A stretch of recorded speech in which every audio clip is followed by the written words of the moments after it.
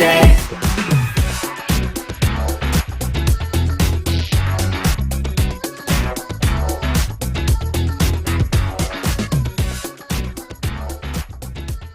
네, 안녕하십니까. 히포크라테아유한 면역 클리닉 김진욱입니다. 네, 오늘 선생님들 모시고 강의하게 돼서 영광입니다.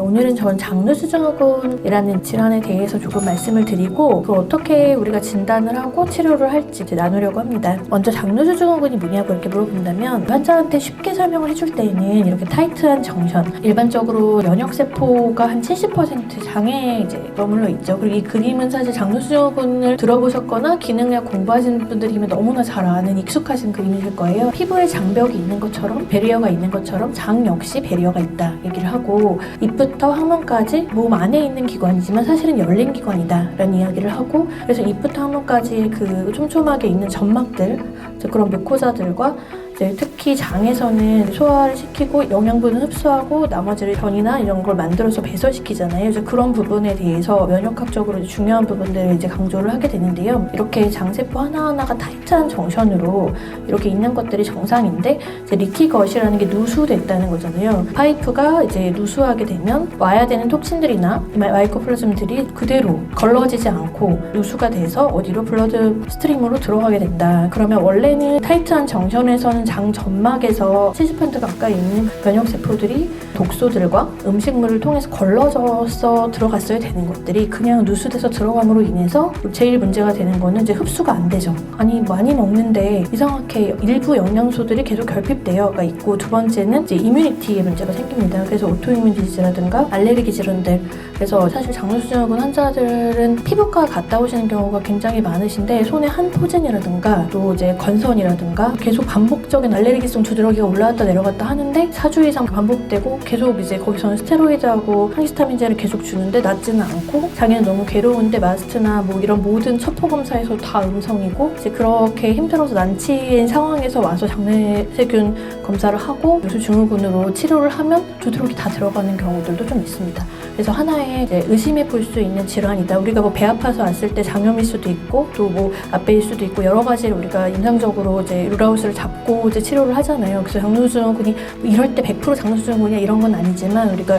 룰아웃 질환으로 생각을 할 때 좀 난치성 질환들을 치료할 수 있는 하나의 툴이고 하나의 그거다라는 걸 기억을 하시면 좋을 것 같고, 결론은 이게 시스테믹한 인플레메이션으로 가서 사실 요즘에 논문들을 보시면 당뇨나 치매, 파킨슨 이런 쪽이 다 대사증후군이나 이런 인슐린 저항성이나 그런 인플레메이션으로 다 설명을 하거든요. 그래서 인플레메이션이 반복되고 사실 비만도 그렇거든요. 좀 낮은 정도의 인플레메이션이 문제가 되지 않을 정도로 계속 반복되다가 그게 크로닉한 인플레메이션으로 가면서 결국 질병으로 유병이 되는 그런 게 많아서 그런 인플레메이션 쪽을 좀 체크를 하시면 좋을 것 같고, 환자들이 이런 질환을 가지고 내원을 했을 때 우리가 장누수증후군이나 시보를 한 번쯤은 체크를 하고 의심을 해볼 수 있다. 15살짜리 친구가 왔었는데 정말 소문이 굉장히 연필을 못 잡을 정도로 닦아지고 계속 반복적인 한포진이 되는 환자들, 이런 환자들을 확인을 할 수 있다는 거죠. 그래서 제가 툴을 한 3가지 정도 소개를 해드리려고 하는데요. 기능의학이라는 게 사실 굉장히 중요한 학문이라고 저는 생각하는데 바라보는 시선이 되게 양분돼 있어요. 이렇게 중요한 학문이 이제 나왔다니 왜 이렇게 한국에서는 활성화되지 않을까라고 생각하시는 분들이 있는 반면, 두 번째는 이거 너무 경험에 기반한 거 아니냐, 우리는 EBM인데 에비던스 베이스드하게 우리가 메디슨인데 RCT가 있냐 이렇게 생각하시는 선생님들도 있거든요. 저는 이렇게 생각해요. 환자한테 도움이 될 수 있다면 환자의 증상이 좋아지고, 특히 개원과에 나와보니까 대학에서 있을 때는 과가 정말 많잖아요. 그러면 안 좋으면은 제가 충분히 환자한테 최선을 다하고 안 좋으면 토스하면 돼요. 근데 개원가에서는 그렇지 않고, 더더욱 환자들이 난치를 겪다가 오신 환자들은 이걸 내가 치료해주기를 간절히 바라기 때문에 환자한테 충분한 설명을 하고 충분한 검사, 이런 검증이 있다라는 얘기를 하고, 이게 100%는 아니지만 내가 임상적으로 추정할 때 이렇게 볼 수 있겠다라는 거를 해서 환자가 어그리 한다면 트라이 해볼 수 있다고 생각하고, 실질적으로 효과를 본 사람들이 많이 있기 때문에 한 3, 4주 되면 벌써 환자가 다 알거든요. 그래서 환자가 얘기해요. 선생님 이거 저 20년 동안 고통받았는데 왜 여기 올 생각 못 해봤을까요? 이 치료 해볼 생각 못 해봤을까요? 이렇게 쉽게 나올 수 있었는데 너무 자기가 좀 허무하다 이렇게 말씀하시는 분들도 있거든요. 그래서 딱 타겟이 돼서 맞는 환자하고 타겟군만 딱 맞아주면 정말 좋은 치료라고 생각하고, 첫 번째는 이제 수소호흡기 검사고, 저는 이거는 그래서 환자의 전반적인 증상과 검사의 툴을 보고 이 환자를 어떻게 룰아웃을 해서 임상주기 추정을 내릴지는 의사가 결정했는데, 그런데 도움을 받는 툴로 사용하신다면 좋을 것 같습니다. 그래서 수소호흡기 검사는 이제 내 호흡으로 장 상태를 알 수 있다. 장점은 뭐냐면 아주 간단해요. 150초 정도면 할 수 있고, 대학에서는 사실 램 내놓고 2시간 기다리라고 하면 되는데 여기서는 램 내놓고 며칠 기다려야 되잖아요. 환자가 그 며칠 있다 다시 내원할 수 있는 가까이 사시는 분이면 좋은데 또 그렇지 않은 경우도 많고, 이제 그렇기 때문에 바로바로 설명을 해주기가 좀 어려운 경우들이 있어요. 근데 이거는 조금 직결성이 있어서 바로 설명해 줄 수 있는 부분이 있고, 그리고 혹시나 검사 결과가 해서 재검이 뜨더라도 바로 다시 해봐 줄 수 있어요. 그래서 PFT를 만약에 시행하는 병원이라면 뭐 지원 교육을 따로 할 필요 없이 PFT 중에서 호기 검사 할 때처럼 하시면 되거든요. 근데 대신에 그 호기 검사가 생각보다 실패하는 경우가 많은 거 아시죠? 그 건강검진 결과지 설명하다 보면은 페일로 나오는 경우 꽤 있잖아요. 그래서 실패를 하면 다시 불고 10분 기다렸다 다시 불고, 그런 거에 대해서 동의만 되면은 재현성을 좀 보시면서 검사를 보시면 조금 더 도움이 될 것 같고요. 여기 이렇게 생긴 이제 요 막대기가 이제 빨대거든요. 그래서 빨대 여기로 해서 이제 껍질을 벗겨서 요거는 일회용으로 이제 사용을 하게 되고, 이제 음식물을 먹게 되면 여기 안에서 이제 수소하고 메탄이 나오면서 현기성 대장 세균에 의해서 소화가 되면서 계속 수소가 나오거든요. 그래서 그 수소가 어떤 환경으로 나올지를 이렇게 그래프로 보는 검사가 되겠습니다. 그러니까 처음에 볼 때 장내 불내성이나 흡수장애가 있다라고 하면 60초 정도에 20ppm 이상으로 빵 이렇게 떠요. 그래서 요 그래프가 되는지를 확인해보고, 또 하나는 이제 15라고 하면 역시 60초 정도에 이렇게 동그랗게 돼서 내려갔다가 올라가는 그래프를 그리거든요. 이렇게 조금 다른 양상이 있다, 이런 그래프가 나올 수 있는지를 조금 확인을 해볼 수 있고요. 그냥 이렇게 일회성으로 할 수도 있고, 그 다음에 이제 수액 보통 맞으시거나 그러는 경우에는, 아니면 뭐 1시간 동안 나갔다 올 수 있다라고 하면 공복으로 와서 이제 글루코즈를 먹고 60분에서 90분 있다가 그 사이에 한번 60분 정도 있다가 다시 한번 검사를 해서, 이전에는 16이었는데 락툴로즈 먹고 나서 이제 올라가는 수치가 뭐 40이라든가 한 16 정도 더 올라간다, 20 정도 올라간다라고 하면 이제 의미가 있다라고, 이제 이렇게 두 가지 방법으로 일회성으로 보는 것과 락툴로즈 먹여가지고 보는 것, 이렇게 두 개로 나눠서 이제 볼 수 있습니다. 그래서 이제 아까 말씀드린 대로 소장 내 상태를 확인할 수 있는 검사 방법이다. 사실 이제 소장 내 상태를 확인한다는 게 되게 어려워요. 위대장 내시경은 건강검진 때 많이 하지만 소장 볼 수 있는 방법은 지금 뭐 캡슐 내시경 같은 것밖에 없고, 이거 보자고 캡슐 내시경 하는 건 또 의미가 없을 뿐더러 소장 내 미생물 가증식이라는 게 환경이 계속 바뀔 수도 있는 거거든요. 소장 내 미생물 가증식 15라는 게 워낙 요즘에는 과민성 대장 증후군 앓고 있는 환자들한테 이게 이제 이슈가 되면서 환자가 먼저 15 검사를 할 수 있느냐 라는 이제 문의를 많이 하기도 하고, 과민성 대장 증후군 환자에서 이제 한 연구에서는 한 33% 정도 15가 동반돼 있다라고 보기도 하고, 방사선 소장염을 앓는 사람들에게서도 또 이제 복부 수술을 한 사람들에게서도 또 15가 올 수 있고, 그래서 이제 그런 환자들의 그런 인디케이션이 있다라는 걸 알고 계시면 좋을 것 같습니다. 자, 두 번째는 제가 조금 설명드렸는데 분명 검사를 하는 거예요. 환자들이 지금 장 증상이 있다고 하면, 사실 피부 증상이 있는 환자들이 선생님 저 변모 검사 왜 해야 돼요? 라고 하시는 분들이 종종 있는데, 아니고 이제 대장 증상 있는 분들은 이제 설사나 변비나 또 계속 발가스 차고 소화 안 되고 이런 거 동반되시는 분들은 이제 분변 검사하는 거에 대해서 되게 어그리를 잘 하시기 때문에 분변 검사를 통해서 확인을 하는데, 칼프로텍틴 같은 경우는 사실 IBD, 크론병이나 뭐 15도 그렇지만 크론병이나 이제 그런 거에서 굉장히 위장관 염증을 알 수 있는 수치로 작용을 많이 하죠.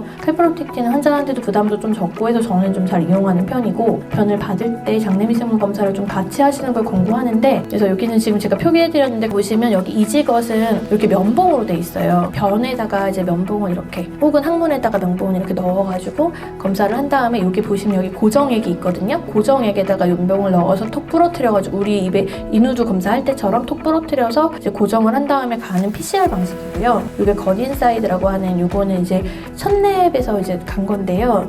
요 안에 스푼이 있어요. 그래서 변을 이렇게 스푼으로 딱 튼 다음에 역시 여기 물 안에 있는 고정액에 딱 넣어서 한 2주 정도는 안정성이 있다 라고 봐서 이건 환자가 본인 직접 택배를 연구소로 보내게 되어 있는 방식입니다.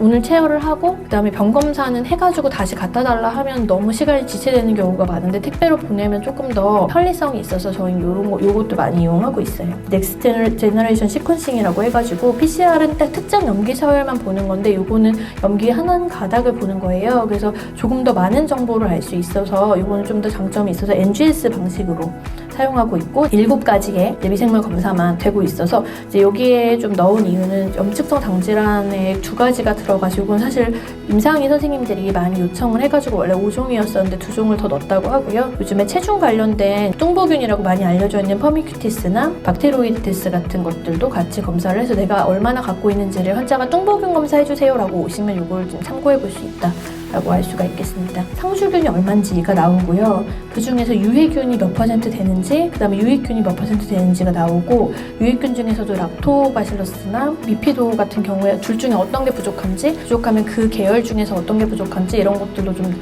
상세히 나오고 있어서 유산균을 선택할 때 환자한테 이런 유산균을 좀 권고한다라고 하면 조금 더 환자들이 실질적으로 도움이 되고요. 그리고 이제 뚱보균 얘기 환자가 굉장히 많이 물어봐요. 사실 면역으로 진료를 해도 결국 대사질환이 같이 동반되어 있는 환자들이 워낙 많고 이제 요즘에는 대사질환이 이슈이기 때문에 장이 안 좋을 때 어떻게 뚱보균으로 인해서 자기가 살이 찌고 프로바이오틱스를 먹음으로 인해서 살이 빠질 수 있는지에 대한 이제 궁금증들도 되게 많고 그래서 이제 뭐 단세지방산이나 포드맵에 관한 것들도 요즘에 워낙 인터넷에 많이 노출되어 있어서 이제 환자들이 잘못된 상식도 많이 가지고 있고 이제 그걸 또 반대로 저희한테 좀 교육해주기를 원하는 사람들도 있고 그래서 포드맵은 이제 저포드맵보다 고포드맵이 더 좋다라고 많이 얘기를 하는데 실제로 이제 IBS를 갖고 있거나 장내불균형이 있는 환자들한테 저포드맵, 고포드맵 좋다고 고포드맵만 계속 먹이면 또 오히려 증상이 악화되는 경우들도 있어서 이제 그럴 때는 먼저는 저포드맵을 먼저 적당히 섞어서 먹다가 좀 증상이 좋아지면 고포드맵으로 넘어가라 이렇게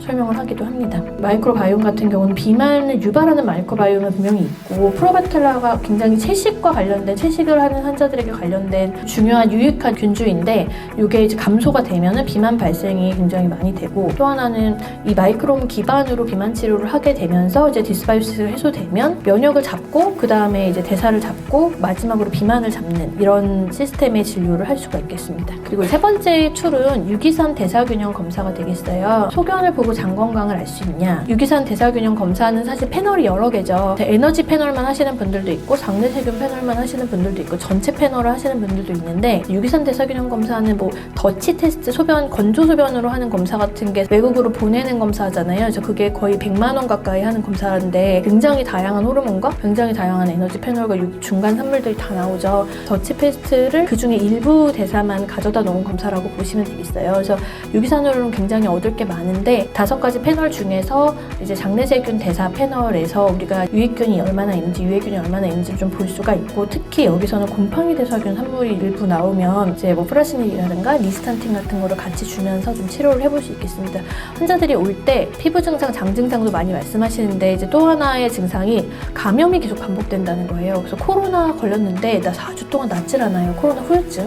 그리고 컨디션이 조금 안 좋은 상태에서 여행을 다녀왔더니 구내염, 질염, 방광염이 반복되고 계속 기관지염이 있는데 가래가 계속 끓고 낫는 듯 하다가 다시 끓고 반복이 계속되고 또 감기 걸리고 막 이런 상태에서 자기는 도대체 지금 자기 상태가 어떤지 모르겠다라고 할 때 보면 이제 곰팡이균 대사균 같은 것도 같이 나오는 경우들이 좀 있어요. 면역이 좀 저하된 것을 의심되죠. 이제 그런 환자는 저는 NK셀 액티비티도 같이 해보는데 면역 떨어졌을 거라고 생각돼서 그래서 그럴 때 이제 같이 보시면서 이제 그런 부분도 같이 잡아줄 수 있다. 라게 되겠고요. 대사산물에서 보시면 바로로 나와 있어요. 그래서 보더라인 하이인지 그냥 하이인지가 좀 나와 있고 조금 더 하이 쪽으로 가 있는 경우에는 곰팡이 대사물 같은 경우는 꼭 치료를 해야 되는 이런 상황이 되겠죠. 그리고 환자한테 말씀을 드려요. 이거는 간접적으로 보는 거다. 이제 이렇게 회로를 돌면서 나오지 말아야 될 부산물이 나오는 거를 확인해서 내가 이 대사의 프로세스 중에 이 부분이 문제가 있다라고 유추를 하는 검사이기 때문에 혈액으로 해가지고 수치가 뭐 IgE가 110이 나왔으니까 IgE 100이 넘어서 당신 알레르기 상태입니다. 뭐 이런 식으로 피검사처럼 정확하고 직접적으로 나오는 게 아니라 반대로 유추하는 검사다라는 거를 좀 인지를 한 상태에서 환자가 오케이 하면은 검사를 진행하고 있습니다. 환자 케이스 하나를 보면 크로닉 패티그로 내려나신 환자분이신데 54세 남자분이셨고 이제 술 같은 거 한 달에 한 번 이 정도는 한국인에게서는 소셜 드링킹이죠. 드시고 계셨고 이제 담배는 피운 적은 없으셨고 운동은 피지컬 액티비티 정도만 하고 계셨고요. 이제 오랫동안 과민성 대사증후군을 의심하는 상태였습니다. 간은 ALT는 29, ALT는 64로 좀 ALT가 올라 있는 상태였고 콜레스테롤에서는 이제 중성지방은 150 이하여서 정상 범위였는데 글루코즈는 102 정도로 프리DM이 있었습니다. 저 이 환자는 5R 진행했고요. 아까 이제 말씀드린 것처럼 처음에 아직 5R 시행하기 전에 병 검사를 하는 거를 권장을 먼저 해요. 이 환자 같은 경우에는 이제 대장 쪽이 아니라 시부가 있었어요. 이걸 어떻게 우리가 알 수 있었었냐면 아무리 해봐도 칼프로텍틴 6, 7 근데 계속 설사하는데 염증이 없다고 나오고 계속 블로팅, 계속 밥만 먹으면 가스가 차고 오늘 회의를 해야 되는데 점심을 먹기가 무서운 거예요. 왜냐면 회의할 때 계속 화장실 들락거릴 수가 없고 바로 화장실 가서 나올 것 같은 막 그런 느낌, 급박한 변이 같은 게 계속 오니까 환자가 그래서 그런 것 때문에 검사를 했는데 그래서 이제 수소계를 했더니 이제 45 정도 나와서 조금 치료를 했던 케이스가 되겠고 첫 번째는 제일 중요한 5R의 제일 중요한 거는 사실은 이제 이 모든 것보다 먼저 음식물을 자기한테 유해가 되는 독소가 되는 음식물을 먹지 않는 거예요. 사실 알레르기 질환 같은 거 생각하시면 강아지 털만 만지면은 내가 계속 문제가 생긴다라고 하면 강아지를 멀리하는 게 1번이거든요. 회피. 아니 강아지를 계속 키우면서 아무리 좋은 약을 쓰고 별걸 다 해도 결국은 계속 악화되거든요. 1번은 무조건 회피가 제일 중요하고 유해 음식물을 제거하는 제외 식단을 하는 거. 그다음에 두 번째가 유해균을 제거하는 거예요. 그래서 음식을 제거하고 이제 유해균을 제거하는 이 단계 1, 2단계가 이제 리무브가 되겠고요. 그 리무브의 단계에서 써볼 수 있는 약이 리팍시민으로 알려져 있는 노르믹스. 제 환자들도 확실히 보면 초반에 한 2주 정도는 이제 특히 오래되면 그 과민성 증후군이 오래되면 오래될수록 초반에는 좀 강하게 그 IFM 국제기능의학회에서 주는 가이드도 그렇고 초반에는 로도주로 오래 하는 것보다는 초반에 한 1, 2주는 6알씩 그러니까 두알로 하거나 3알 이렇게 해서 아침 저녁 3알 하면 6알이잖아요. 그리고 아침 점심 저녁 두알로 해서 6알이거든요. 그렇게 6알로 해가지고 하는 거를 조금 더 권장을 하기는 하거든요. 그리고 환자들한테 썼을 때도 그랬을 때 효과가 좀 확실하게 나타나서 그래서 이거는 보통 2주 정도 권고를 하는데 환자 상태에 따라서 4주 정도 쓰기도 하고 길게 쓰는 환자는 12주 쓰기도 해요. 그렇게까지 쓰기에는 조금 용량을 보고 환자의 증상이나 컨디션을 보면서 쓰셔야 될 것 같고요. 그다음에 리플레이스는 환자의 소화기능 정상화, 펩신이나 펩시노겐 같은 거를 혈액 검사를 해볼 수도 있고 최근에 GC 녹십자 랩셀에서는 그 아예 패널을 만들었더라고요. 비급여 패널을. 그래서 H. 파이로리까지 같이 검사가 되는 뭐 그런 거를 이제 환자가 비급여가 동의가 되면 그런 걸 사용해 볼 수도 있고 펩시노겐은 위축성 위험 코드를 넣고 그 펩시노겐 1, 펩시노겐 2, 그 다음에 레이쇼까지 1, 2의 레이쇼까지는 급여로 처방 가능합니다. 그래서 그런 걸 처방을 해서 이제 소화 기능이 괜찮은지를 확인해 볼 수 있고요. 어떤 위산이 부족하면 위산을 또 다른 카제인이나 단백질 장애가 나는 그런 것만 먹으면 계속 불편하다라는 게 있으면 세리나이드나 이제 뉴라임이나 이런 것들 같이 줄 수 있겠습니다. 그래서 다제스 캡슐이나 이제 로아콜 같은 것도 저희는 가끔 사용하기도 합니다. 그리고 나서 리무브하고 리플레이스가 끝나면 유익균 보충을 해서 생착을 새로 시키는 거예요. 이게 항상 그 밸런스잖아요. 모든 우리의 호르몬들과 우리의 올간들과 이런 게 모든 게 밸런스잖아요. 어떤 게 옳고 어떤 게 나쁘고 이런 개념이라기보다 그래서 물론 유해균과 유익균이 있지만 유익균은 보충을 아주 세게 해가지고 유해균을 이렇게 덮어버리는 거예요. 그래서 유익균이 완전히 우세를 차지할 수 있도록 그래서 이거는 제가 환자한테 그렇게 설명해요. 우리 페인트질 하다 말면 얼룩덜룩하고 일시적으로는 괜찮은 것 같아도 결국은 다시 칠해야 된다. 그래서 먹을 때 조금 넉넉하게 그래서 보통 3개월 이상 먹으라고 하는데 저는 한 5개월 정도 균주가 충분하고 생균이고 그리고 환자의 그 미생물 검사에서 이제 없다고 나온 그 균들이 다 포함된 유산균 그럴 때 환자한테 다이버시티가 충분하고 그다음에 그 개수가 충분하고 그리고 생균인 거를 위주로 먹자 이렇게 얘기를 하고 가능한 공복에 먹이셔야 조금 더 효과가 있어서 공복으로 먹는 걸 권장을 하고요. 그래서 그렇게 한 5개월 정도 먹고 그 다음에 장점막 재생은 사실 1단계부터 서포트를 할 수 있어요. 그래서 장누수가 심한 경우에는 고농도 글루타민 같은 걸 적용해서 왜냐면 먹어서 해결을 할 수 있으면 글루트 알로에마인이라고 보통 한 1g 정도는 먹여야지 효과가 있는 것 같고 그 밑으로는 조금 신장 수치를 한번 보시고 신장에 부담이 가지 않는 정도로는 1g 정도 먹고 많은 기능경 선생님들이 1.5g까지도 트라이 하시는 걸로 특히 IBD 이제 크론이나 이런 게 있는 경우에는 계속 먹이는 건 아니고 이제 그 치료 단계 때 이제 그 정도 먹이는 걸로 알고 있고요. 그게 초반에 특히 장벽이 많이 무너져서 아무리 먹는 거를 줘도 흡수가 안 될 것 같다고 판단되시는 분들은 IV로 글루타민을 조금 주시면 훨씬 도움이 됩니다. 그래서 환자한테 확실히 한 달 안에 막 이렇게 리페어로 IV를 때리면서 같이 리무브, 리플레이스가 들어가고 그 한 달 안에 해결을 본 다음에 유익균 보충이 들어가면 보통은 한 달 안에 피부 증상도 호전되고 장 증상도 본인이 가스가 준 거를 많이 느껴요, 환자들이. 이렇게 이제 딱 맞는 치료를 할 수가 있겠고, 그렇게 치료를 하고 나서 보통 최소한 한 8주 정도는 지난 다음에 칼프로텍틴을 다시 한번 해보거나 소화기 검사 재검을 해서 호전이 됐는지 확인을 해볼 수도 있습니다. 환자한테 항상 얘기할 거는 이제 이 점막이 내가 복구를 시키는데 이게 계속 역동적으로 변하는 거잖아요. 그래서 오늘 복구를 시켜서 딱 좋게 해놨어요. 그렇다고 그게 100년, 1000년 유지되느냐? 아니잖아요. 그러니까 그 이후에 리밸런스를, 그러니까 5R이, 아까 리페어까지가 4R이에요. 그 마지막이 리밸런스거든요. 5R의 5번째 R이 당신이 계속적으로 습관 변화를 해줘야만 한다. 그거를 우리가 이제 주치의처럼 컨트롤하고 당신의 주치를 도와주는 거다. 그 코치들은 같이 뛰는 거지 당신을 뛰게 만들어주는 건 아니다. 뛰는 건 본인이 해야 된다 라는 걸 얘기를 해주시고, 대신에 이제 내가 계속 잔소리하고 페이스메이커로 같이 떼어주는 거다 라고 해서 치료를 보통 한 8주에서 10주 정도 하고 나시면 그 후에 팔로우업을 한 4주, 이제 8주 이렇게 쭉 이렇게 좀 길게 잡으셔서 계속 체크를 조금 해주시는 거를 환자한테 권고를 해주시면 조금 더 좋을 것 같습니다.